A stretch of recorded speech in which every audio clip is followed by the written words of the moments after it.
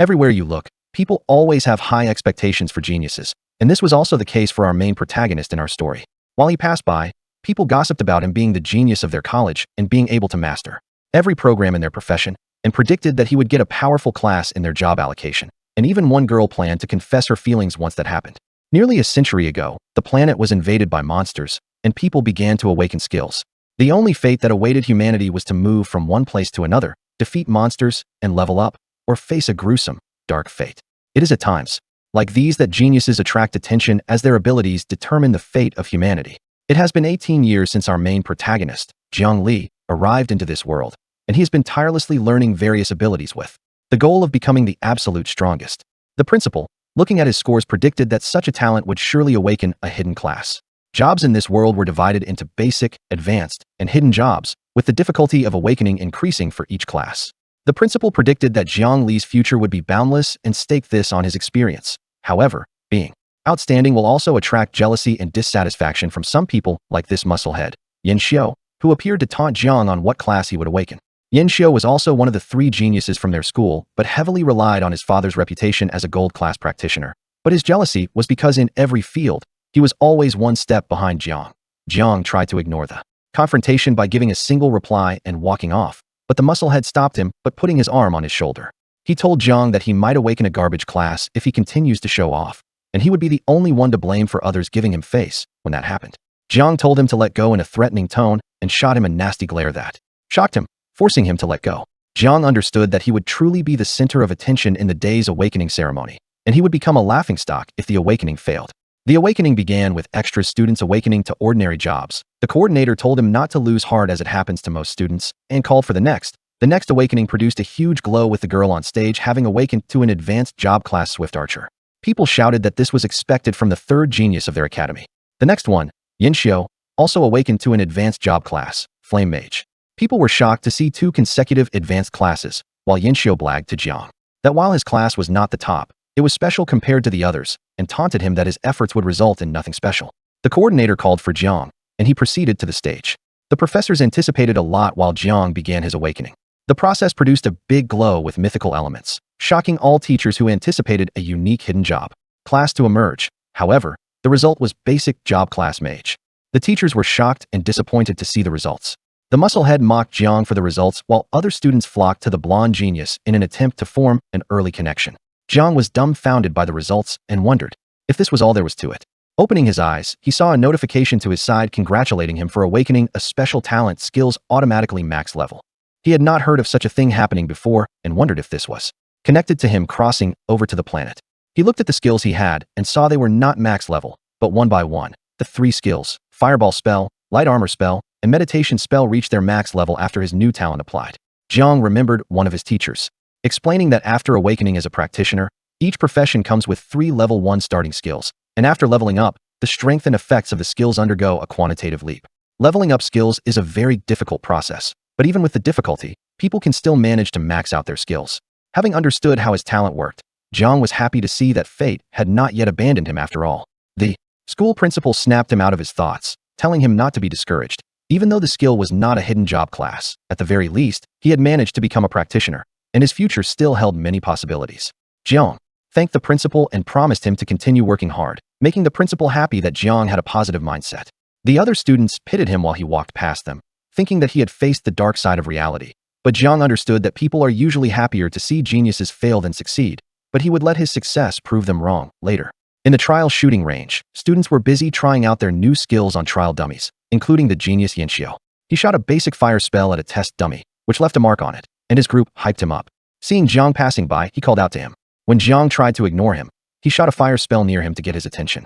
Jiang turned and asked him what he wanted, and Yin Xiu told him to show off his skills at the test dummy, hoping that Jiang would humiliate himself before the others. Jiang turned him down, telling him that he was already skilled enough and did not need to practice. Yin Xiu became furious after seeing Jiang put himself in a higher position and proceeded to call him a wimp. Jiang responded by shooting a fireball spell at the test dummies, and Yin Xiu mocked him, thinking that was a normal fireball spell. The explosion that resulted from the spell shocked him, and he turned around to see that the explosion had taken out all the dummies, destroying the shooting range. Yin Xiu wondered what was happening and how a basic mage had this kind of power. He shouted at Jiang to ask him, but Jiang just walked off, leaving them to answer their own questions. Arriving home, Jiang thought that even though his power was great, it came with a huge disadvantage as the fireball from earlier had almost used up half of his limited mana reserve. Therefore, he needed to quickly level up to increase his amount of mana. A voice from the inside called out, asking why he did not announce his arrival. It turned out to be his mother. She told him to wash his hands as she had prepared a meal for him. Sitting to eat their meal, he told his mother that he had successfully awakened as a mage. She was happy to hear that as mages used their skill from the rear, which was a relatively safer position. After the meal, she stood up to present something to him, telling him that it was from his father, who was also a powerful professional in the past. Jiang was shocked to hear his father's name come up, considering that his mother told him that he had perished before he was born. He bombarded his mother with questions, asking if his father was such a powerful professional, where he had gone in the end, and why he had ignored them for so many years. She told him that his father had headed to the edge of the world, and there were very important matters to attend to, so he left in a hurry. She asked him not to place blame on his father, as he had promised to make him a mage, and that is the reason she had always urged him to practice his mage skills. Remembering his father brought her painful memories, bringing her to tears. She turned away, claiming to be tired, telling him to go rest and check the contents of the box later. Looking at the box, he opened it to find a scroll with a note attached saying that he could use the scroll to change his profession to a powerful arcanist, but the requirement for using it was that he first achieve a gold-level mage class profession. In this world, professionals are divided into normal, iron, bronze, silver, gold, holy domain, and demigod ranks, where you can break through to the next rank when you reach a certain level and meet the corresponding requirements. His father was believed to be in the gold rank, but to be able to obtain a scroll such as that, he had to be either in the holy domain or demigod rank. He wondered why there was no news of him if he was such a high ranker all the years, but in the meantime, he had to find a way to level up and become a gold-level professional. In a week, a trial for the professionals in Jiang City would begin, and by then, their batch of awakeners would also participate in the professional trial, so it would be good to prepare. The next day, Jiang headed for the hunting ground. Other hunters saw him and thought that he was just a professional who did not know his limitations, and judging by his appearance, he was a newly awakened one. One female professional, after observing him, called out to him. She was quite a looker, and judging by his aura, she thought he must be a newly awakened student. She asked him to join them, but her teammates were not happy to hear this, saying that they had no time to be taking care of a burden as they had important matters. She condemned them for their behavior, but Jiang said it was okay, thanked her for her kindness. Turning to leave, said that he would be fine on his own. She called out to him again and told him that since he did not want to team up with them, to at least take a portion. Since he was a mage, it would be useful to him later on. He thanked her while she wished her all the best, and she left to join her teammates. In the gray forest, Jiang spotted a level 4 big brother goblin while hiding behind a tree. He quickly launched a fireball, taking the goblin by surprise, and completely obliterated it. Jiang was happy to see that his max-level fireball spell was able to take down a level 4 goblin in an instant. But in his joy, he did not realize that other goblins quickly approached him. Some jumped through the trees, and many more approached through the forest. He wondered if the commotion earlier had attracted them, but he was thankful since this saved him the time to search for them. The goblins rushed at him, but before the first goblin could hit him, he launched the light armor spell, successfully blocking the attack. The goblins were not able to reach him, no matter how many they were, since the shield was max level, and he prepared another fireball spell. He aimed in the ground, and the explosion took out all nearby goblins. An alert appeared showing he had leveled up to level 2. He was disappointed to see that goblins gave very little experience. Looking at the goblins, he prepared to launch another fireball, but nothing happened, leaving him dumbfounded. He checked his status screen and saw he was already out of mana. Launching 2 fireball spells and 1 light armor spell had already depleted all his mana reserve. Luckily for him, the shield armor spell was still half full, and he planned to replenish his mana with meditation later after finishing them off. He picked up a club and, thinking that since they could not make it through his defense, he began attacking them with it.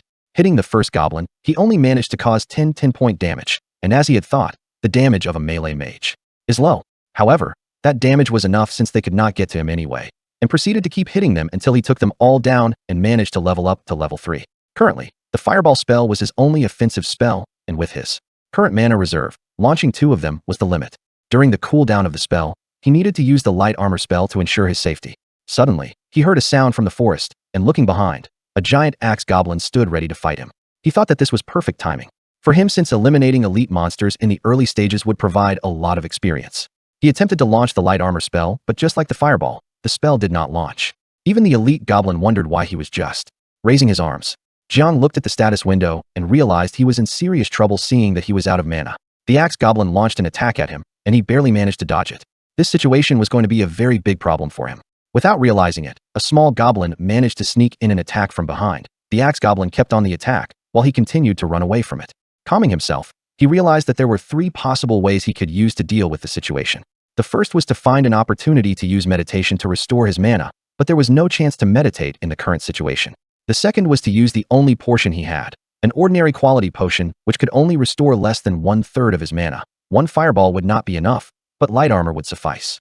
This meant that the only option he had was the third one, which was to retreat, recover, and come back to fight again. However, running away was not his style. Waiting for his mana to naturally recover would take 24 hours, and during that time, someone could take the elite monster for themselves. He took the potion, restoring a bit of his MP. The goblin launched an attack at him, and he quickly deployed his light armor spell to block the attack. He wondered how much mana he could restore, using max-level meditation before light armor breaks, and decided to gamble on that. He took on a pose and began to meditate. The axe goblin was not happy to be ignored and repeatedly attacked the shield. The shield points were almost reduced to 0, but he was able to restore a bit of his MP before that happened. He thought that the MP regained was enough, so he dropped the shield and quickly surprised the axe goblin with a max-level fireball. The axe goblin and the other goblins were quickly taken down with a notification highlighting that he had managed to hit a critical point. He was grateful for managing to escape that situation and realized that max-level meditation was a powerful skill. A level-up message appeared informing him that he had managed to level up by 4, reaching level 7, making him happy to see that. He looked at the drop items and saw that he had received swift gloves and leather boots, which were both black iron level equipment. With his current strength, he realized that he had to either kill the monster in one hit or the monster would kill him in one go. He looked at the loot items and thought they were beginner items and hence would not make much of a difference, opting to sell them at a later time. On another note, judging by his current mana, he could still not cast a third fireball at full capacity, and every time he had to risk his life to gather the monsters together. He wished that he had a low-cost, wide-range attack spell, and luckily, looking around, he found a skill book among the drop items that a novice could also get a skill from. He opened it and managed to learn an area of effect attack skill, and his talent applied to max out the skill. He smiled after realizing that it was a scalable skill and had control effects and could not wait to try them out. Later in the night, he happened to find a goblin settlement and launched a surprise attack using the arc lightning spell.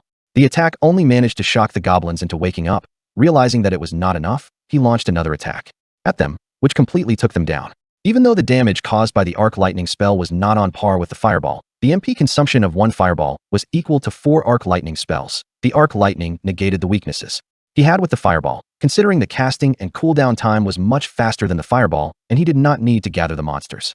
Thinking that this was what he needed, now he had the means to deal with the small monsters and decided to target the next area, which was the boss of the Grey Forest. He thought that since one elite monster provided so much experience and rewards, the area boss must provide greater rewards. Having learned from his previous fights, he decided to replenish his mana before facing the boss. Jiang later stumbled into a larger goblin settlement and wondered whether it was a goblin tribe and hoped the area boss would be in there. He checked to see if all the goblins were asleep and crept around hoping to reach the area boss to hit it with a couple of fireballs while the rest were asleep. However, he made the cliché mistake of snapping a twig after stepping on it. The noise woke up the nearby goblin. Jiang took the chance to strike the goblin with a club, but due to his little damage, the goblin just ended up with a bump. The goblin was angered by the strike and growled at him, and ended up waking the other goblins. Jiang opted to run away from them, choosing not to fight them before fighting the boss to conserve mana. One goblin managed to hit him with a rock at the back of his head, and he decided to fight them with the arc lightning spell. He launched the first attack, which drained a bit of their HP, and he followed with a second attack, taking them out completely. He wondered why he could not see the boss, considering he had wiped out the entire tribe. Suddenly, the ground started shaking with cracks appearing on the ground, and while thinking it was an earthquake, a creature holding a staff approached him from behind. Moving to moments earlier in another location, 3 guys were moving through the forest, and the one wearing red thought that practicing in the forest this late in the night was just seeking death. With a nasty glint on his face, he thought that he would take this opportunity to take down Jiang just to gain favor with his cousin. He then wondered how his uncle would reward him. The guy was named Yanquan and was the cousin of the musclehead named Yanxiu. One of the guys following him stated that it was late and asked if the guy they were after was really in the forest. Yanquan looked at him with an angry expression, asking if he did not trust his judgment. The lackey nervously said it was not the case and tried to explain that they could end up encountering an elite monster which they could not manage to handle. They suddenly felt the earthquake that Jiang had felt earlier and realized that someone had triggered the area boss, something they did not expect. They knew that the area boss was a goblin shaman, and even the 3 of them, who were black iron level practitioners, could barely handle it. They decided to wait for the person who had encountered the boss to fight it and then attack them later. Returning to Jiang, he wondered if the creature that stood before him was the area boss. As the level 20 goblin shaman looked down on him, the goblin stood with its ice spell ready, and Jiang responded by preparing his fireball spell. He took advantage of the goblin's slow casting speed and fired the fireball first. He landed a critical hit, but the goblin did not waste time launching an ice arrow attack. He managed to block the ice arrow with the light armor spell, but the attack heavily damaged the durability of the shield. He launched another fireball, but the goblin covered itself with its cloak, and he took the chance of its distraction to hide from the goblin. The goblin searched for him while he swiftly moved behind the trees. It then prepared the ice arrow, fired at a tree, and the tree was felled by the attack. Jiang thought that the fireball just now should have hit a weak point, and seeing that the goblin had defended itself with the cloak, it meant that the cloak had magic resistance. Since he had dealt with the mobs before fighting the boss, he did not have enough mana to defeat the boss. He decided to replenish some mana before he was found. The goblin continued taking down the nearby trees to uncover where Jiang could be hiding, and noticing that only one tree remained, it attacked the tree, and the ice arrow attack was stopped by the light shield after passing through the tree, uncovering Jiang's hiding location. Having found him, it prepared another attack, and Jiang found himself in yet another dire situation.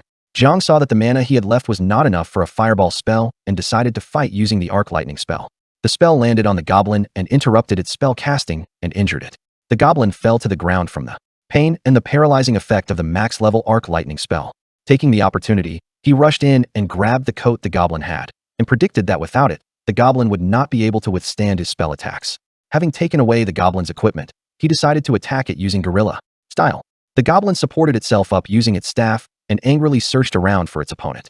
Seeing a cape from a distance and thinking that was where Jiang was hiding, it launched multiple ice arrow attacks at the location, but when the dust settled, it realized Jiang was just baiting it.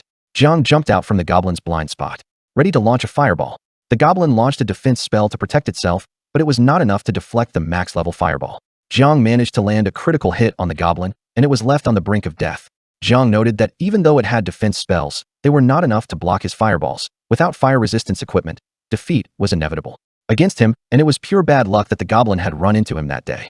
Jiang landed the final blow on the goblin with a club and was notified that he had leveled up by 3 levels, reaching level 10. Looking at the loot, he was happy since he could make use of the staff, but the robe, even though fire resistant, was at the end of its durability, making it of no use to him. The key item was the skill book, which enabled him to learn the ice arrow technique, and his talent maxed out.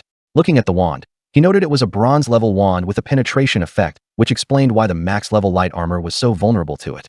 The staff would enable him to handle monsters with innate magic resistance in the future. From behind, he heard a voice threatening him not to move and raise his hands. He complied and turned around to see who was speaking to him. The 3 idiots from earlier approached him and, seeing him alone, thought that all his teammates must have perished fighting the boss. Yinquan pointed at him and told him that it was impressive to be able to defeat a regional boss right after awakening as a professional, but it was too bad for him since the teammates he had abandoned were probably stronger than him. Jiang asked how they knew his name, and their leader introduced himself as Yinquan from the Jincheng family. He told Jiang that he had heard reports of Jiang bullying his cousin, asking whether he thought the Yin family was powerless. Jiang discreetly started to meditate to restore his mana while defending himself, saying that Yin was a genius in their school and that he could not even dare to bully him. He then tried to entice them with the loot from the area boss, proposing they take the loot as a token of friendship. Yinquan said that they were going to take the loot from the boss, but there was no way they were going to become friends. He then told Jiang to choose whether to keep his arms or legs, since he was feeling merciful that day. Jiang tried to stall for time, saying that they did not need to fight as soon as they met, but one of the lackeys realized that Jiang was using meditation to regenerate mana. Yinquan stated that meditation would make no difference, even if he regenerated his mana completely. It would make no change since an ordinary mage would not be able to defeat 3 black iron level professionals. Jiang stated that he was happy to know their level, and while Yinquan stated that they would not give him a chance to cast spells, he had recovered enough mana to launch the arc lightning spell and launched it at them. The arc lightning attack left the 3 idiots paralyzed on the ground. Jiang taunted them, saying villains die from talking too much, and asked them why they waited to attack while he was regenerating his mana. Yinquan was furious, wondering how Jiang was able to cast spells so fast, but Jiang launched another max-level fireball for their trouble. Picking up their loot, he thought if there was anything more joyful than defeating the area boss, it was looting for more money. Considering that he had only increased by 3 levels after defeating the area boss, he understood that he would need to change the leveling spot. He left the idiots lying there. They would not report him as they would face embarrassment for being defeated by someone weaker. Jiang arrived at Rose Town, and he felt exhausted from carrying so much stuff. He wished that there were spatial items she could use to store his loot, as he went to the Golden Dragon Treasury to trade the items for money. He was welcomed by a receptionist dressed in some Yindre outfit, and he told her that he was there to sell some equipment while pouring all of them on the desk. After a few minutes, the receptionist told him his items amounted to 972,000 Flame Dragon coins, but they rounded it up to 1 million Flame Dragon coins. This was a surprising amount for Jiang since his mother earned 3,000 to 4,000 coins a month, and yet here he had earned 1 million in one night. Seeing how different the earnings of professionals were, he saw it would not be long before he gave his mother a better life. With the money earned, he asked the receptionist if they had basic skill books, and she guided him to them. But unknowingly, he was been watched by a girl who recognized him from school. Jiang was guided to the treasury library, and he said he was searching for basic mage class skills. The receptionist presented him with beginner-level skill books that mages could learn, telling him to select one. Jiang was shocked to see the books cost 600,000 each, and it looked like the 1 million he had earned was not much. In the skills he had, both single target and area of effect attacks were covered, and he also had light armor for defense. Although arc lightning had a paralysis effect, the duration was too short, and hence he needed a control skill. In the end, he took this slowdown technique, and to solve his problem of mana limit, he decided to purchase some supplies with remaining money. In the reception room, the girl from earlier, named Ching, was receiving some information on a black iron tier dungeon appearing in the Gale Plains, but she was told information on the entrance was uncertain. She told the manager there was no trouble as long as the entrance was in the Gale Plains, and that would personally take a team to search for the entrance. However, Ching was still concerned after seeing Jiang earlier, since she had heard that his awakening had gone wrong with him ending up with a basic mage class. She wondered how it was possible for him to appear there. She was shocked out of her thought process by her butler, who asked what she was thinking about, but she shyly dismissed the topic. The butler added that the miss would not have trouble reaching the black iron tier if she managed to clear the dungeon, and by the time for the trials, she would have surpassed Miss Lee from the Lee family.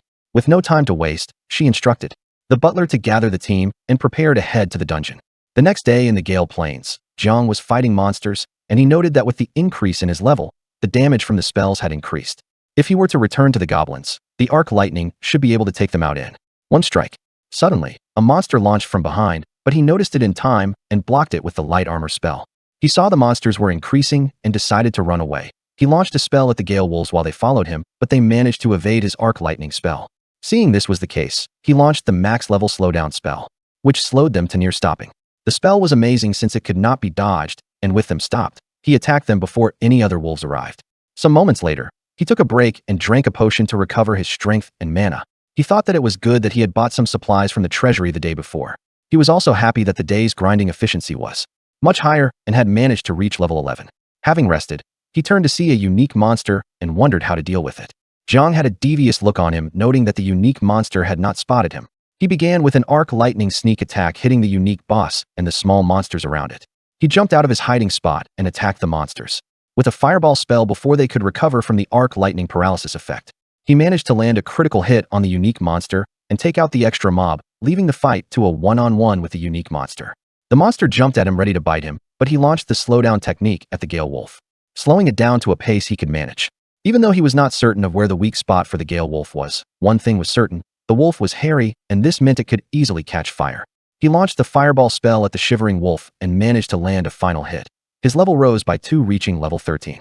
The unique monster dropped a black iron dagger and back iron ring as loot for defeating it, which Jiang appreciated.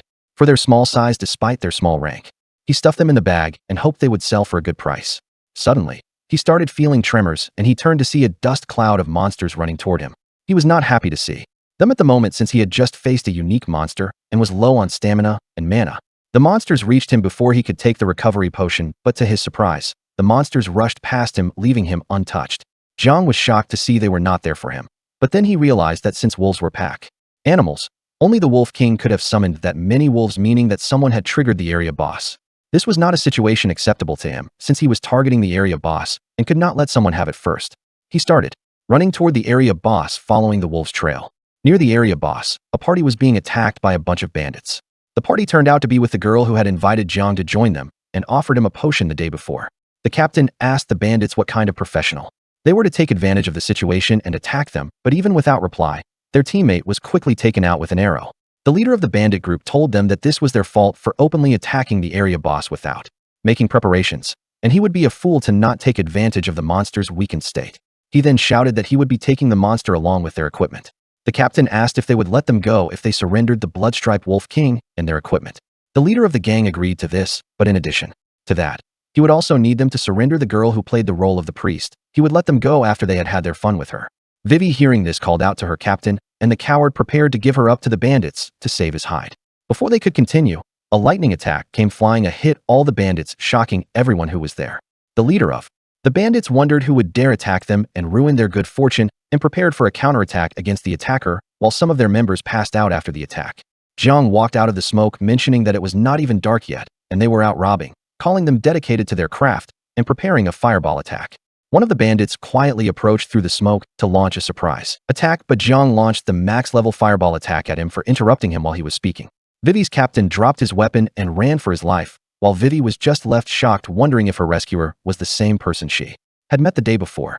The bandit group leader was shocked to see that a single strike had felled most people from his group and understood that their opponent was strong and could not be underestimated. However, he thought that the opponent was just a mere mage and ordered all the remaining members to launch a simultaneous attack to ensure he didn't get a chance to launch a spell. With a fireball in hand, Jiang asked why all of them rushed in recklessly. He launched the fireball at them, pushing them all back, and only the leader remained standing. He was shocked to see what he considered to be a common mage attack had such a devastating impact. He threw his weapons down, seeing he was outmatched, and bowed down. Pleading for his life, he attempted to burgle with the girl and the area boss that lived in the cave.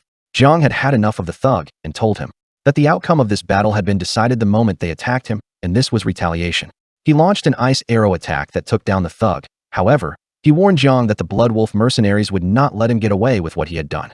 Collecting the equipment from the fallen thugs, he was happy to see that the level up had brought significant improvement, as he could now use many skills in one breath.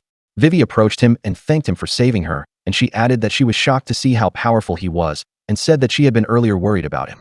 Jiang told her he had done this as thanks since she had also saved him earlier with the potion, and they were now even. He told her that he was about to head to the boss and asked her if she wanted to tag along. Vivi followed him, thinking it was amazing that he had just finished dealing with the thugs, and now he was heading to defeat the area boss. She assumed that considering his age, the only explanation for his power was if he possessed a powerful hidden class. Entering the cave, they encountered the boss, a level 25 Blood Rune Wolf King. Vivi thought to herself that she was only level 20 and had recently reached the Black Iron rank. She looked at Jiang and wondered if just the two of them could take down the area boss. Jiang rushed at the boss, telling Vivi there was no need to think about it, and the best way to know was to try. He hit the sleeping boss with the fireball spell, but noted there was no critical hit indicator, questioning whether the boss was not vulnerable to fire. The area boss, awoken by the attack, shouted that intruders would meet their end and launched at Jiang, ready to bite. Jiang noted that the intelligence of the boss was high, as it could speak the human tongue, and although the King Wolf did not show any weaknesses to fire, it was clear it did not have magic resistance. Jiang casted the slowdown spell, but the King Wolf jumped upward, pushed off the ceiling, and aimed for Jiang. Jiang managed to barely block the attack using the light armor spell. The shield was barely able to survive, and Jiang noted the wolf still maintained its agility under the slowdown spell, testifying to its strength. Jiang prepared another attack, and Vivi decided to support him with a buff to enhance his magical offensive power. Jiang fired the enhanced spell at the King Wolf, but it managed to dodge it. Jiang had predicted that this would happen and redirected the ice arrow mid-flight, hitting the boss and managing to land a critical hit on the monster. Jiang noted that the vulnerability of the Wolf King seemed to be in the waist. The wolf was angered and made a huge haul that summoned its underlings. Jiang recognized the summoned minions as the wolves that had passed him earlier as they joined the Wolf King, ready to attack them. Vivi told Jiang to be careful and promised to support him by replenishing his mana. With the reassurance, he ran at the wolves and launched a massive fireball at them. The minions were quickly taken down, and experience notifications appeared all over. He thought to himself that due to the confined space of the cave, summoning of the minions had worked against the Wolf King, as it had restricted its innate agility. He taunted the Wolf King to use the skill again, hoping to take the chance and earn more experience points. Surprisingly, the King Wolf used the summoning again and brought more minions to attack Jiang, and he took the chance to kill the minions, earning experience and reaching level 14. Jiang continued to receive experience from taking down the Wolf King minions, while Vivi received half the experience for every minion taken down. He took another mana potion to quickly recover, while a notification showed that he had managed to reach level 15. He prepared for another round of fighting against the Wolf King, driving it to continue using its summon ability. The Wolf King was shocked to see that all the minions had been taken down, disappointing Jiang that the experience farming session had come to an end. With nothing left to do, he settled for the remaining experience points to be gotten from the boss. He aimed for the Wolf King and fired an ice arrow spell. The Wolf King saw the attack coming and could do nothing but curse Jiang for being the devil, being used for farming experience. With the boss defeated, Vivi leveled up to level 21, while Jiang reached level 16, happy to have gained 3 levels and managed to gain a lot of loot. Vivi wondered who the real boss was, considering that Jiang had used the area boss's summoning ability to farm experience from the minions. Jiang shocked her out of her thoughts when he called her over and presented her with a staff and told her that it was her share for helping with the boss fight. Vivi was reluctant to receive it, but Jiang assured her that her support had helped restore his mana and increase his magic damage. She accepted the staff and was happy to see that she had been of service to him. Of all the loot that the boss had dropped, Jiang was mainly interested in two skill books that he used to gain the skills Lightless Spell and Swamp Spell. The Lightless Spell increased the user's speed, and this explained why the boss was able to move even under the slowdown spell, while the Swamp Spell could ensnare multiple enemies at once. Vivi called out to Jiang to look at something, and he went to see a plant called Ghost Orchid. Vivi mentioned that while the plant was not much use to professionals, the plant was still a top-grade medicinal herb that could cure all kinds of diseases, and they would make a fortune selling it. She collected two of them and offered one to Jiang, keeping the other for herself. Jiang thanked her and mentioned that since her mother was an ordinary person, years of hard work had left her with many chronic illnesses and hoped that the herb could ease her pain. Vivi then noticed a glow in the wall and told Jiang about it. He prepared a fireball and told Vivi to get away from it. He fired the fireball at the wall, and the resulting explosion exposed a dungeon's secret realm. The log showed that they had discovered one of two entrances to a level 25 black iron level dungeon secret realm called the Dark Altar with hard level difficulty. The dungeon was limited to professionals level 23 and below with groups of 2 to 6 players.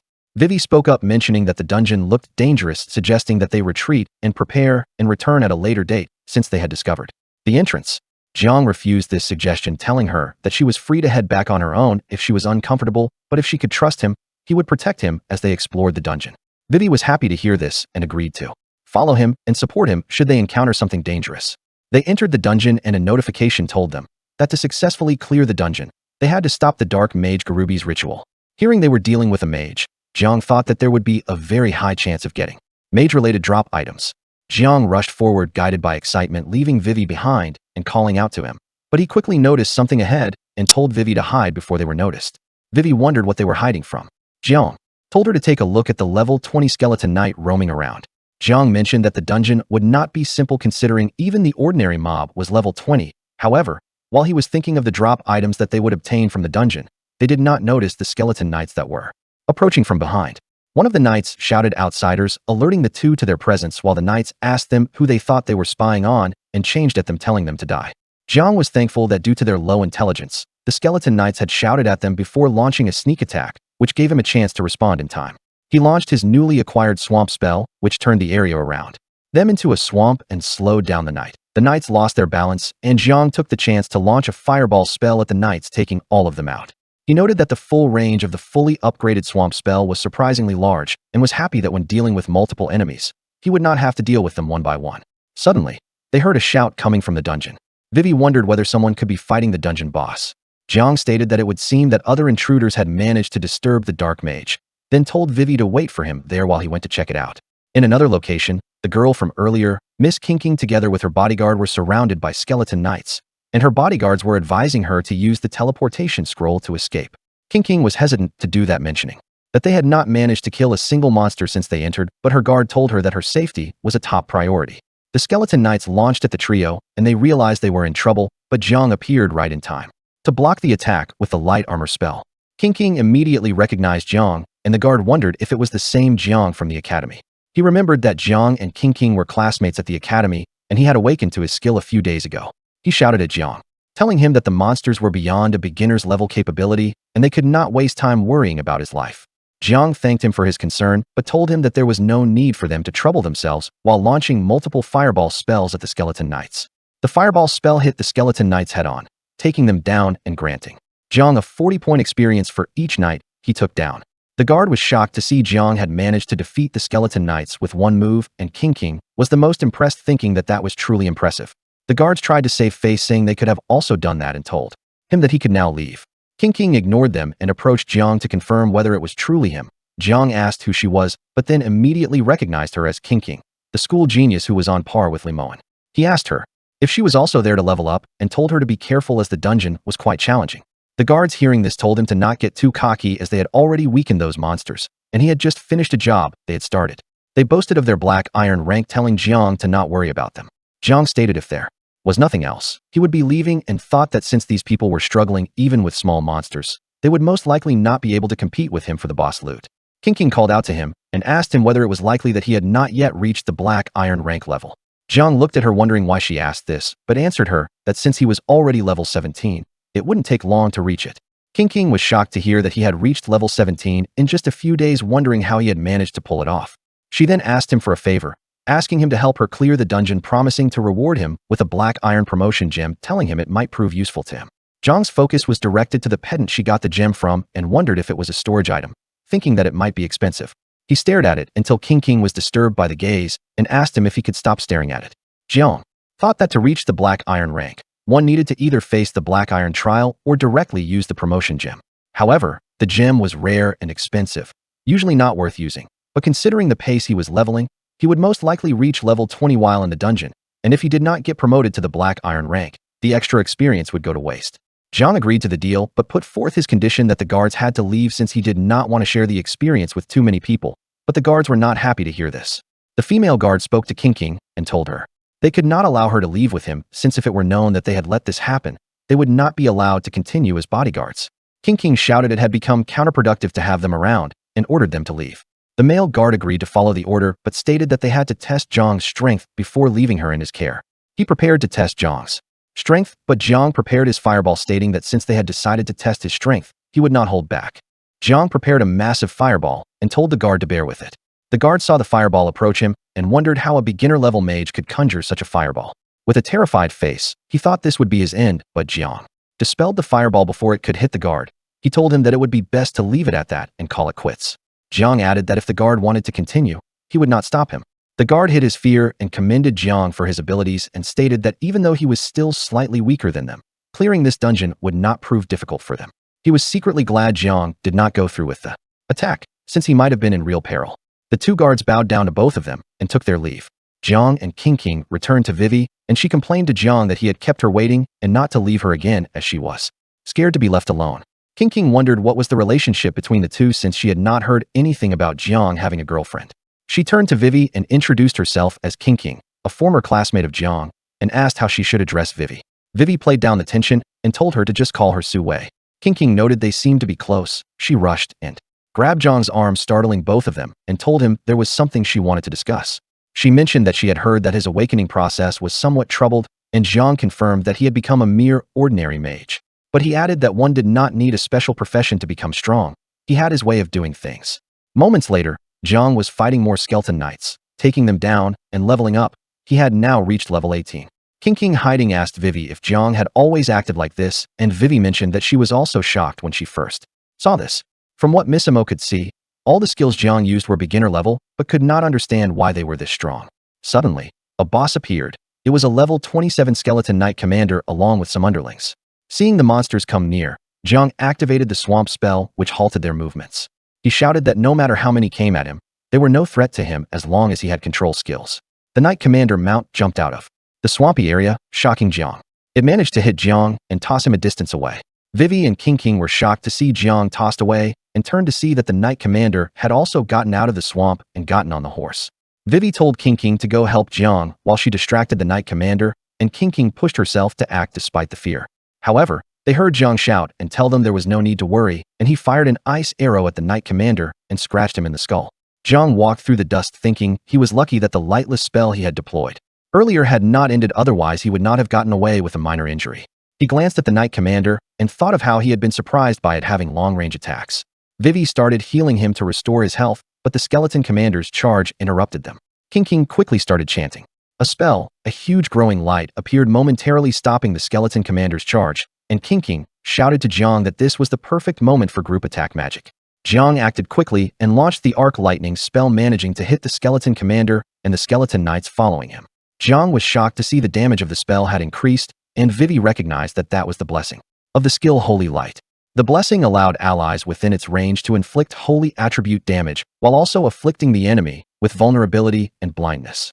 During this moment, allies' attack power was increased several times over. Vivi realized that for King to be able to use that skill meant that her job class was the Holy Priest. The skeleton commander managed to recover from the arc lightning paralysis effect, and Jiang quickly prepared himself. He asked King to use her blessing again, and Vivi cast a buff to increase his magic damage. The skeleton commander charged at them and raised his weapon ready to strike at Jiang. Before the strike could land, the shine from King's buff distracted the skeleton commander, and the spell continued until the huge grow was seen again. When the spell ended, the knight commander prepared to strike the trio again, but they were nowhere to be found. Wondering where they had gone, he suddenly heard Jiang's voice from behind saying he was there, and the skeleton commander felt dread. Jiang launched a massive ice arrow attack and managed to take down the knight commander. The log confirmed that Jiang had leveled up to level 20 and obtained a C-rank grade skill book with the Bone Spear spell. Jiang thought that the C-grade skill was quite a treasure, but his skill slots were full and wondered which skill to replace. Taking down the knight commander also leveled up Vivi to level 22 and King to level 29. Jiang discovered that the skill could only be learned by a mage of the black iron level and decided to put it aside for the moment.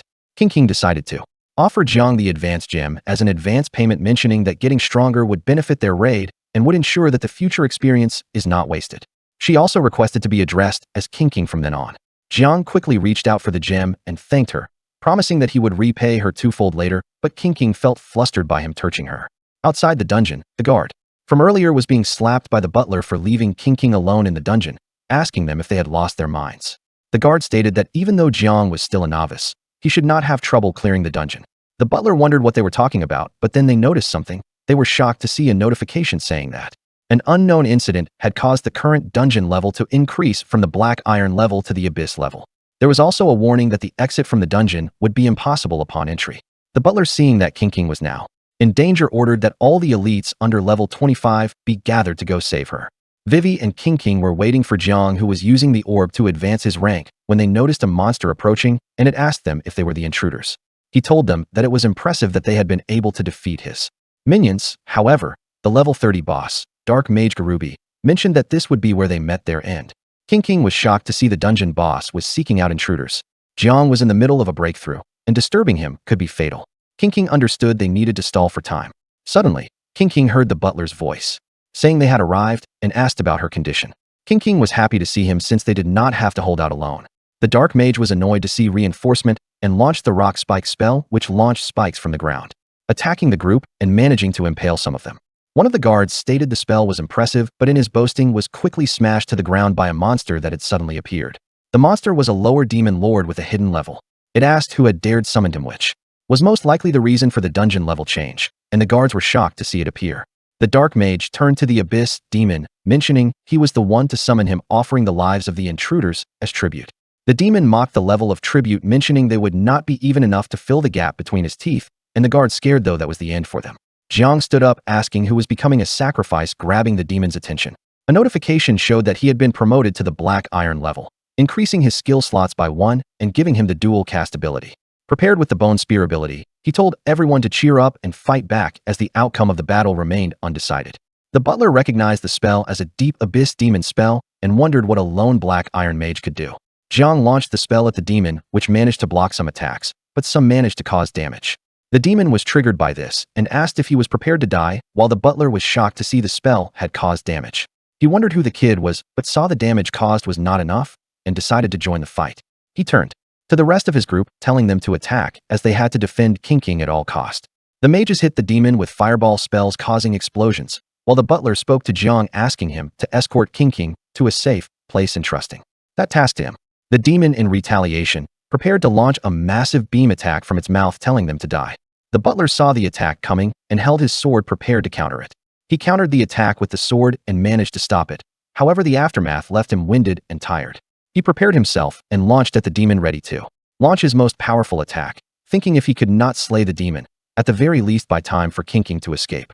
He jumped up at the demon, unleashing his Sword of Judgment attack, but the demon stopped his attack by grabbing the sword before the attack could land. The demon grabbed him and began squashing him.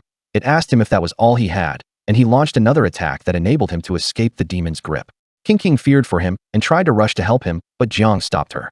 The demon stood over the butler while he was trying to get away and raised its foot to crush him. Jiang launched an ice arrow attack and managed to hit the demon's wing.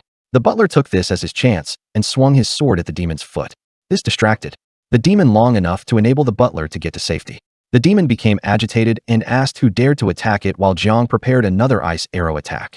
He told the other that he would handle the demon, saying those that needed healing to take the chance to tend to their wounds. The butler asked Jiang why he had not yet taken the King to safety, telling him that they would take care of the battle there. Jiang told him there was no need for that since he knew of a way to inflict damage on the demon. The butler saw the spell Jiang was preparing and was amazed that for a mere black iron mage, he was able to cast 2 spells at the same time. He wondered whether he might have been merging 2 powers to unleash an entirely new power. The demon recovered from the attack and directed its anger at the team. It jumped at Jiang and launched an attack, but he managed to dodge it. Jiang managed to get behind the demon and launch an attack at the demon's wings. As he had predicted, the demon's wings were the weak spot for the creature. He mentioned for the demon, losing its wing was like losing its magic, and now it could not use its magic. The demon, amazed at how swiftly Jiang could move, asked how he had found out. Jiang responded that abyssal demons were humanity's greatest enemy, and to prevent them from harming the earth once more, their academy had taught them numerous strategies to counter their kind. The location of the demon's heart was random, and even with Jiang managing to disable its magic, defeating it came down to luck. The dark mage shouted to Jiang, telling him to not be arrogant, as such trifling wounds meant nothing to them. Moreover, their recovery power was among the best. The demon picked up the dark mage, thinking he had to use him to recover his health. The dark mage was surprised and begged for mercy. Jiang and the team were also surprised to see this happen. The demon put the dark mage in its mouth and ate him. It managed to recover and regenerate its wings and gained even greater strength. The system notified them the demon had entered the second phase, which was very dangerous. Turning to the team, it mentioned they had incited its fury. It launched a beam attack from its mouth, but Jiang managed to dodge it by moving from the line of fire. Using the max-level agility spell, he was able to survive, but he was unable to fight back, and he also understood his armor spell could not withstand the demon's attack. Jiang suddenly noticed that he had suddenly started receiving buffs, increasing his magic power by 100% and then to 200%. He turned to see Vivi, King, and the rest with the priest attribute placing buffs on him. They managed to increase his defense by 100%, speed by 200%, and recover his vitality and mana. The demons turned to see them providing support, and, annoyed by their interference, prepared an attack, launching it at them to take them out. Jiang noted the bad situation they were in and with his increased speed, hurried to go help them. Jiang managed to reach the group before the attack. His defense had increased by 200%, thereby increasing the shield skill by 200%. He deployed the light armor spell before the attack hit. The demon watched the explosion but was taken by surprise when his feet started sinking into the ground. The explosion cleared, showing the shield Jiang had deployed, and the demon wondered what trick Jiang had used, as the swamp added paralysis and action restriction effects. Jiang prepared to show the demon more and launched a thunderbolt at the swamp, electrocuting the demon. The spell Thunderstorm Swamp combined the arc lightning and swamp spell. The demon struck by the spell was unable to move. The butler commanded the team, telling those with enhancement items to give them all to Jiang, as he was the one with the best chance. Jiang, while approaching the demon, saw logs of his increasing magic power until it reached 1000%. The demon, seeing Jiang approach, prepared to attack him with the mouth beam and launched it at him. Jiang launched a combined spell of the Bone Spear and Fireball spell in response to the beam. The spell managed to tear through the beam and continue to the demon. The demon prepared to counter the spell, but did not realize that Jiang had launched additional bone spears and only managed to defend its head before the spell hit. Jiang noted that the demon prioritized protecting its head and asked it if there was something important there. The demon responded that it did not matter even if.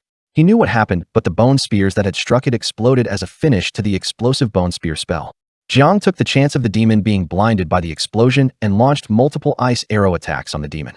Vivi wondered if the spell had managed to destroy the demon, but the dispersing smoke showed that the demon was still in the fight, and only one ice arrow had managed to impale it in the arm. The demon taunted Jiang, stating that was the only chance he had to defeat him and would not get another, but it quickly noted it was not recovering and asked Jiang what he had done. Jiang smirked and mentioned that he had just added the slowdown spell to the ice arrows, and it was visible in the wounded areas. The demon shouted that it would not fall to such petty tricks, but Jiang, still smiling, lifted his fingers, reminding the demon that he had launched multiple ice arrows. Jiang redirected the ice arrow that had passed the demon to attack from behind, surprising it, and he turned to walk away, confident the attack would finish off the demon. The log showed they had gained experience and Jiang had increased by 5 levels, reaching level 25. The rest of the team celebrated that the fight was over and each increased by 2 levels. The butler, still shocked by Jiang's strength, thought he would become a powerhouse in the future, which would shake the world, and it would be important to maintain a good relationship with him. Jiang, looking at the remains of the demons, thought that in theory, becoming a black iron level mage did not mean that one could dual cast, and wondered if this was because all his skills were maxed out, therefore awakening an additional ability. King's guards, still trying to keep their pride, insinuated that even they could have managed to defeat the demon if they had received so many buffs. King told Jiang to ignore their rambling, and Vivi agreed with her, mentioning they had all survived thanks to him. Jiang asked them what they planned to do after they left the instance.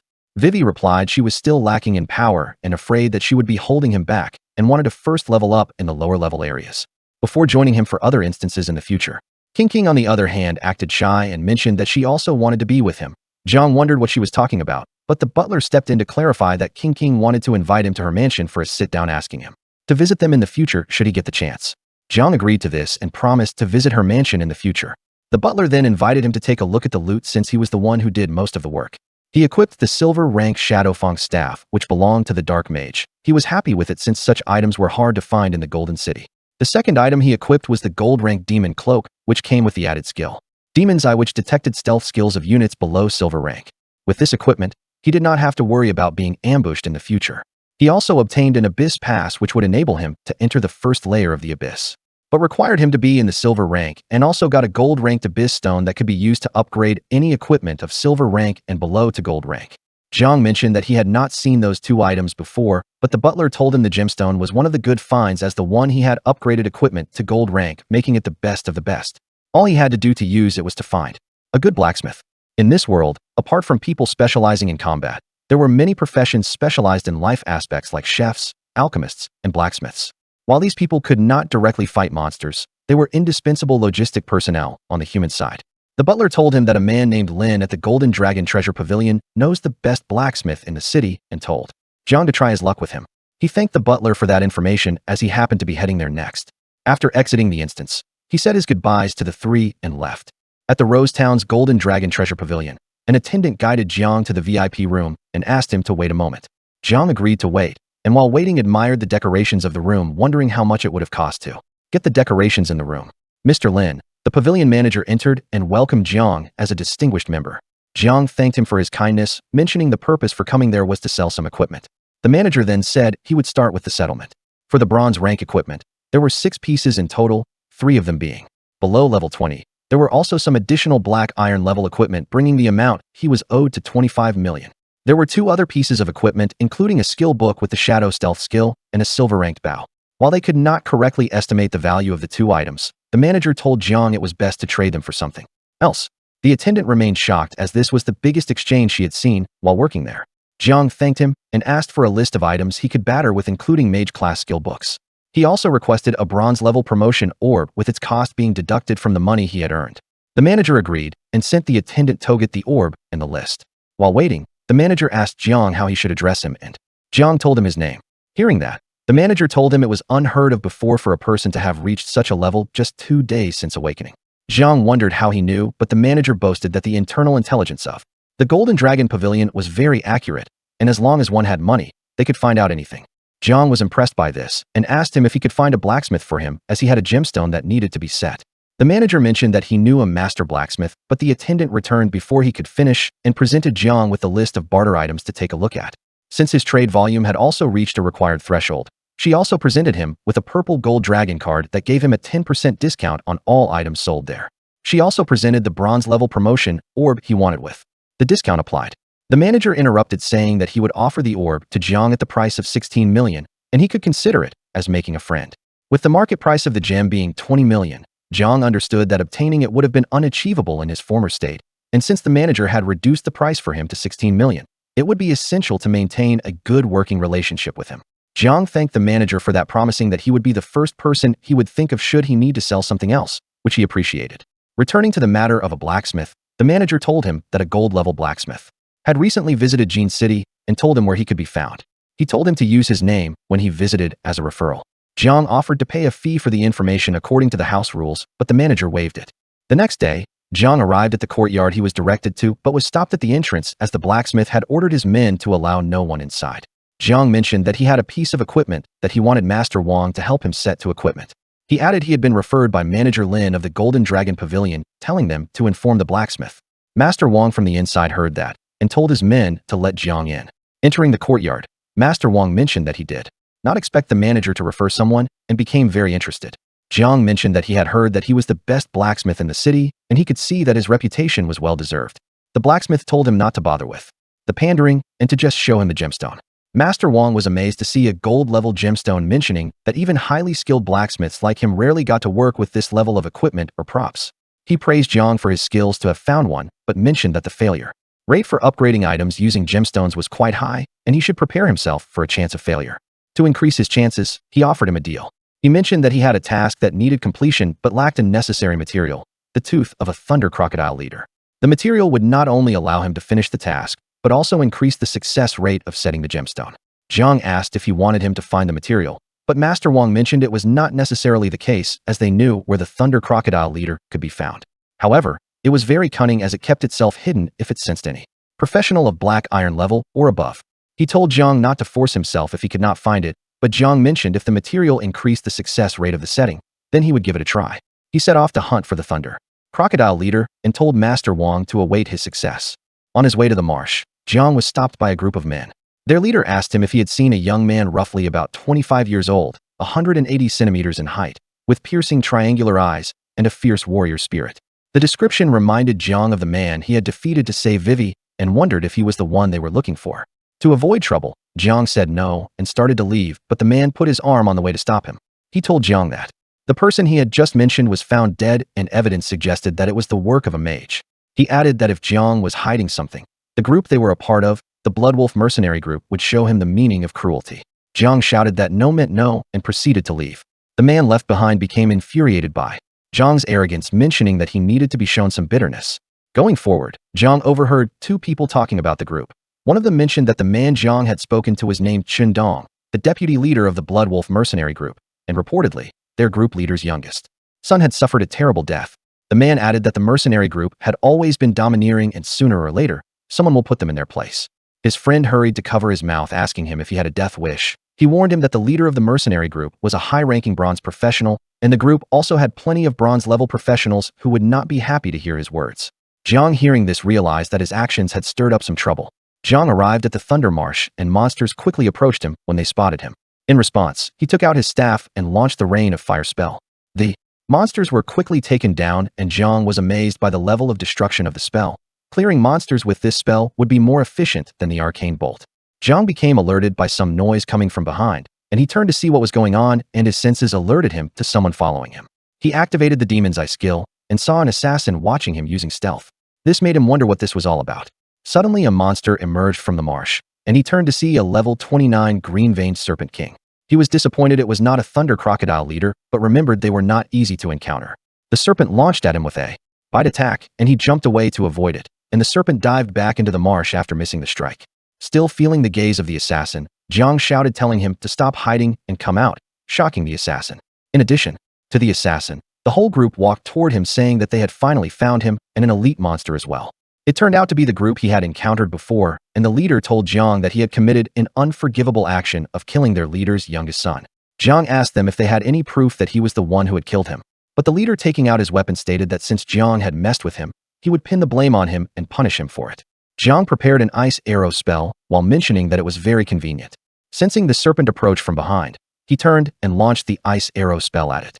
The serpent was impaled by the ice arrows, and that body fell to the ground, shocking the mercenary group members. The mercenaries wondered what had just happened, seeing that Jiang had taken down an elite monster with one shot. Jiang turned toward them and with a nasty glare confirmed that he was the one who had killed their leader's youngest son, but unfortunately, that information would be a permanent secret between them. Jiang prepared a massive fireball spell and launched it at the mercenary group members. The spell heavily damaged them, and their leader saw the situation they were in. If it continued, they would all be doomed. The leader quickly bowed before Jiang and apologized for not quickly realizing his greatness. He begged Jiang to spare their lives in exchange for everything they had, which was worth a lot of money. The guy wondered how Jiang possessed such power and wondered if he had heard correctly when Jiang confirmed killing the leader's youngest son. They had to find a way to inform their boss. Jiang asked the leader where they had acquired the items they were presenting, and their leader, without thinking, said that they had captured a couple of silver-rank professionals and their families had paid a handsome ransom for their release. However, since the man kept resisting, they killed him, and he was wearing the silver-ranked garment they had acquired from him. Also, his wife, though pregnant, was quite a beauty, and it was a pity that she had chosen death over submission, joining her husband. Jiang, hearing this, just confirmed what he thought. They all deserved the most painful deaths. Later, after dealing with them, Jiang contacted manager Lin through video contact and identified himself. The manager was happy to see Jiang contact him and asked him how the gem setting was going. Jiang informed him the process was going smoothly, but he was reaching out to him for something different. He asked him if he could check for any information on the Bloodwolf mercenary group. With the earlier mercenaries lying around completely defeated, Jiang told the manager that he would pay the usual service fee for the information, asking for fast delivery. The manager was shocked to hear the name of the group brought up, but calmed himself and asked Jiang to wait a moment as he asked someone to look into it. He told Jiang that no matter the issue he had with the group, he should not act rashly. Jiang told the manager that some members of the group had ambushed him in the wilderness, and fortunately for him, he had anticipated them and quickly dealt with them. He also informed him that the leader of the attackers was called Dong. The manager mentioned that based on what he knew, he was the deputy leader of the Blood Wolf mercenary group and was a bronze-level professional. The manager added that he did not expect him to be defeated by Jiang, and since it was certain that the group would not let this go, he asked Jiang what he planned to do. Jiang mentioned that he had heard that their strongest member was in the bronze level, and if that was the case, there was still a chance. What he feared the most was to involve the people close to him, hence he needed to take the initiative. The manager laughed with joy hearing this, mentioning that Jiang was a man of deep royalty and righteousness. He also mentioned that regarding the Blood Wolf mercenary group, aside from the leader he had just killed, there were other 6 bronze-level professionals, and the others were all above black iron level. They rarely acted separately, but the leader Dong had come specifically to investigate the killing of their leader's youngest son, and that was the reason Jiang had caught a break. Even for Jiang, it will currently be difficult to face so many bronze-level professionals at the same time. Jiang confirmed this, and the manager continued stating that the strongest among them was their boss Li Xiaotian, a level 39 Greystone Knight known for his defensive prowess. Engaging in a battle of attrition against him would be a bad idea. The manager mentioned that luckily, the matter with the leader he had just ended had not spread yet, and their entire group should still be in Blackstone Mountain. Jiang asked what they were doing there, and the manager mentioned that he had first thought they were there to subdue a boss, but after investigation, it turned out they were entrusted by the Wang family. Jiang was shocked by this and asked if it was the same 4 great Wang families of Jincheng Sensei would be in great trouble if the group was connected with them. The manager calmed him by informing him that the group was in just a normal commission relationship with the family, and currently, the Blood Wolf mercenary group was not allied with any power. The reason they were in the mountains was because the eldest son of the Wang family, Wang Jinyin, had awakened as a star beastmaster, so the Wang family had spent a fortune commissioning several mercenary groups to find the Earth Dragon eggs. The manager then mentioned that since Jiang wanted to oppose the Blood Wolf mercenary group, he would lend a hand since he was also invested in taking them down. He asked Jiang to go to him first before confronting the group. At the Golden Dragon Pavilion, the manager and the earlier assistant escorted Jiang to the fusion chamber, and the manager mentioned that Jiang must be proficient in many spells, but the problem was that everyone's skill slots were limited. He added that some low-level spells are naturally phased out over time as one levels up.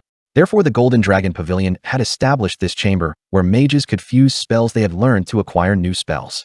The manager guiding Jiang to the statue also warned him that the spells that had been obtained through fusion could not be fused a second time, and asked Jiang if this was the first time he was doing this. The book held by the statue started to grow when Jiang placed his hand near it, and a notification read it was reading acquired spells. The manager told Jiang to try fusing the most basic Fireball and Arc Lightning spell first, and notifications confirmed the presence of both these spells. After fusing them, a notification congratulated them on learning a new skill, a D+ level spell Lightning Ball. Jiang was amazed to see that new spells could be obtained this way. He thought it was similar to the effect of using 2 spells at once, but this method saved a lot on skill slots. Jiang turned to the manager and thanked him. He told him that regarding the information and cost of spell fusion would be offset by the equipment he had just brought. If it was not enough, he would make up for the difference, and he also had another matter to discuss. The manager asked him what was the matter, and Jiang told him that regarding the matter of the gold-level gemstone, the master blacksmith could not guarantee the success rate of setting it. However, the master blacksmith had pointed out a way of improving the success rate of the setting using the teeth of the Thunder Crocodile leader, but since that boss was very cunning, it had been quite a while, and he had not seen it. The manager mentioned that he had expected this to happen, and he had prepared something for him, while pointing to something the assistant was holding. The manager mentioned that rumor has it that the item could lure out the Thunder Crocodile leader. The master blacksmith was the one who had originally asked him to find it, but he had already broken through to gold level, and even with the bait, the leader would most likely not show up.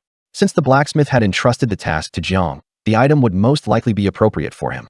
Jiang was happy to see this and told the manager that he was truly a lifesaver.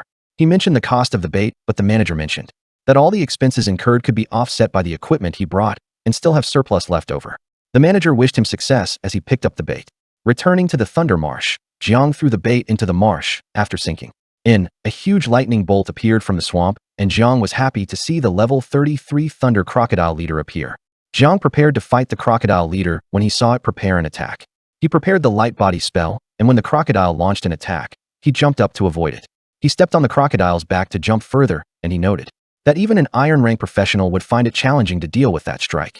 Looking back at it, he thought that the crocodile was adept at choosing opponents, but unfortunately for it, he was its opponent today as he prepared the ice arrow spell.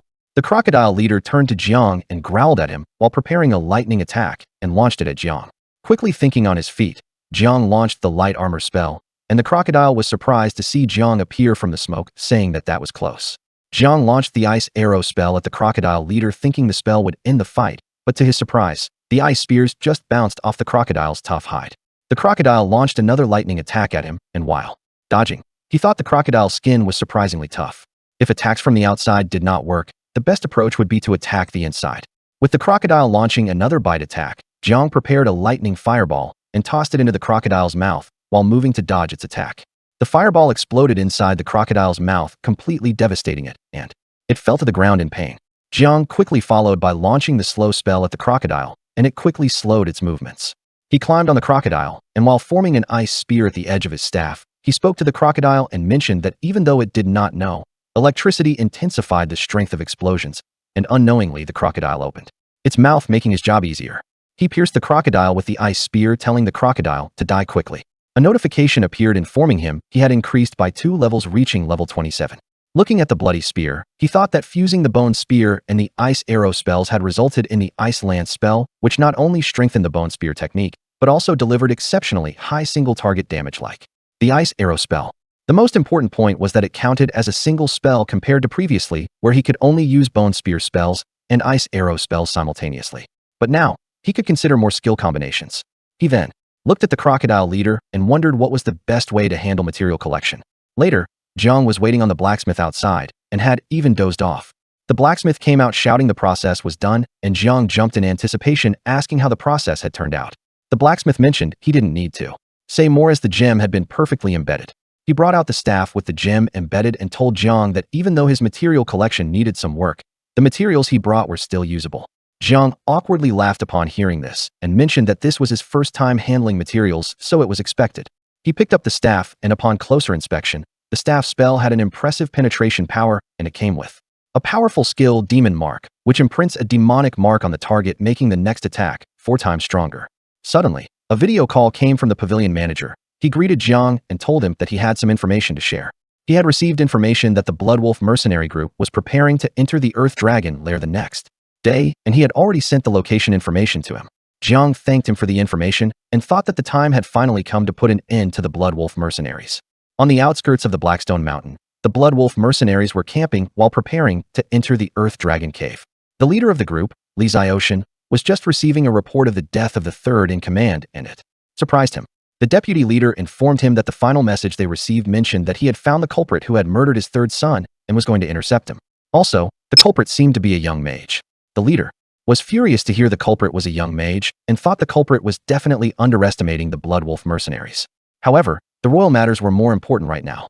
The deputy tried to object, but the leader quickly shut down the protest, mentioning the royal matters determined whether he could advance to silver rank and hence revenge could wait.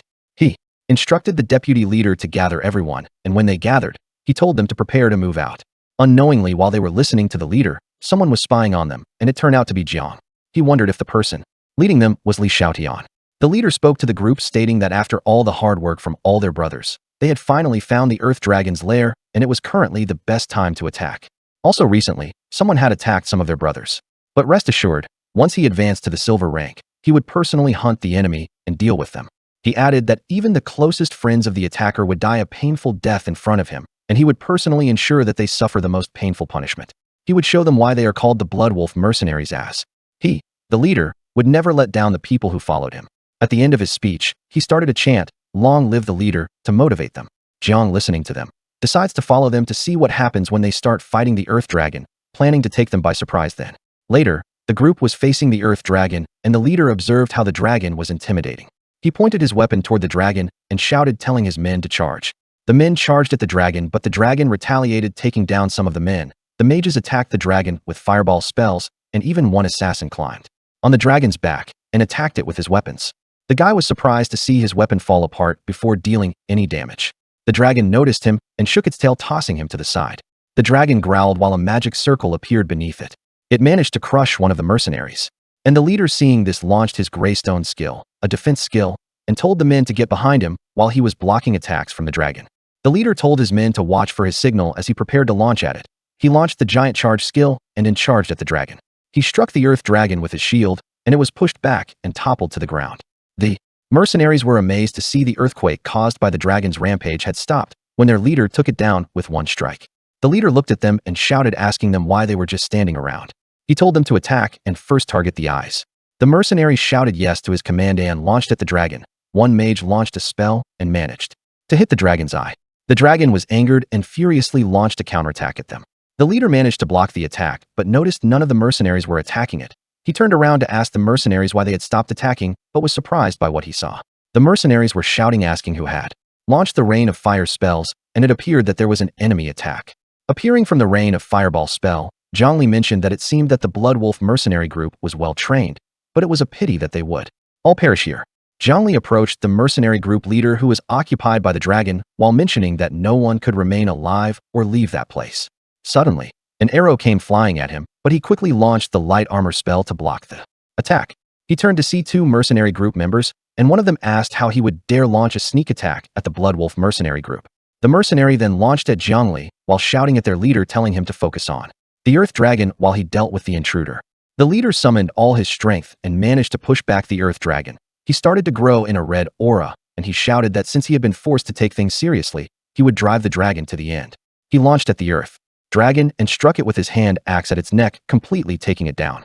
He was happy to see that his strike had taken down the dragon, but his attention was quickly drawn to his men when he heard one telling the others to quickly surround him. One mercenary had seen another impaled with ice spears and wondered how Jiang could have such casting speed and power level. He turned to Jiang and asked him who he was, but Jiang replied that the mercenary did not need to know that, and while launching his ice spear spell at him, he told him that all he needed to know was that he would be the one to take their lives. The mercenary leader quickly appeared to block the attack, but was quickly surprised when he saw that the ice lance spell had penetrated his shield. Jiang spoke to him, mentioning this was as expected of the Greystone Knight, who was known for his defense. The mercenary leader was surprised to see not only did Jiang know who he was, but had also managed to pierce his shield. He quickly realized that Jiang had to be the mage who had taken down his third son and their third in command, and seeing his power, he could see how that was possible. The leader mentioned that since Jiang had brought himself to him, they would settle old and new grudges there while looking at his pierced shield. Jiang agreed, stating that he planned to do the same. Jiang launched a spell, and the leader quickly recognized it as the swamp spell. Jiang mentioned it was not over yet as he prepared a lightning attack. The leader was surprised to see Jiang cast two spells at the same time, and the mercenary behind him warned him that the ball of lightning would explode. The leader mocked the spell as just a fancy trick, and he prepared to block it, but Jiang surprised them when he directed the lightning attack at their footing, which was made of water, heavily electrocuting the two mercenaries. Surprised by the attack, the leader thought he was in a bad position considering he had just dealt with the earth dragon, which had cost him a lot. Left with no other option, he had to take the ultimate measure. He launched the absolute defense spell, which sprouted earth pillars from the ground and surrounded him. Inside the protection shield, the leader thought that Jiang had used a lot of spells which should have consumed a lot of his mana. The state of his defense not only blocked attacks, but also restored his physical strength. All he needed to do was wait for some time, and he could regain enough stamina to use the giant descent skill. Outside, Jiang was mocking the leader, mentioning how the leader of the Blood Wolf mercenary group was shrinking to a turtle. He prepared the combination of the Ice Lance spell and Lightning spell and mentioned that he had prepared this spell to use against the mercenary leader. He launched the spell at the leader's shield, and it completely pierced his defense and defeated him. A few days later in Rose Town, in the Dragon Pavilion, Jiang was meeting with the manager, and he held a paper that reported that the Blood Wolf mercenary group was found to have been wiped out in the Earth Dragon Cave. According to eyewitnesses, it had been done by a mage wearing a black cloak. The manager told him that it appeared that he was going to be famous. His identity had not been leaked yet, but the Blood Wolf mercenary group had done many evils, and there would be many people who wanted to thank him for it.